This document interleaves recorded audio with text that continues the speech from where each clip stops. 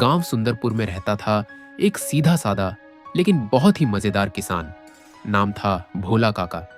भोला काका इतने भोले थे कि अगर कोई उनसे कह दे आज हवा में बिजली है तो वो छाता लेकर निकल पड़ते। हर सुबह सूरज निकलने से पहले ही भोला काका उठ जाते, अपनी पुरानी धोती पहनते, सिर पर गमछा बांधते और बैलों के साथ खेत की ओर चल पड़ते। एक दिन गांव में शहर से एक चालाक सा आदमी आया। उसके हाथ में एक चमचमाती मशीन थी। वह बोला, काका जी, अब जमाना बदल गया है।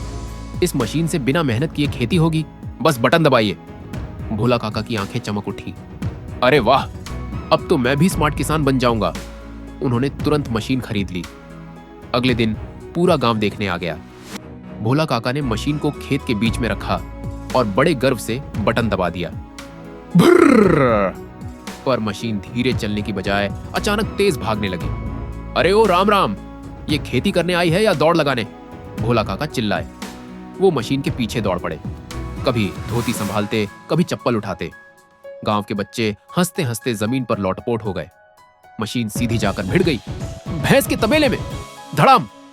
भैंस डरकर उछल पड़ी और जोर से रंभाने लगी।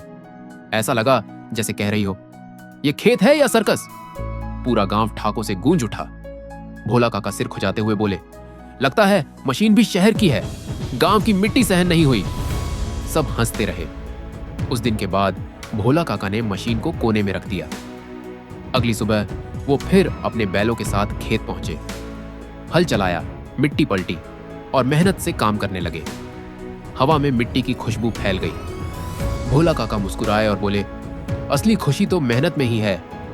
तभी उनका छोटा बेटा आया और बोला, बापू, वो मशीन का क्या करेंगे?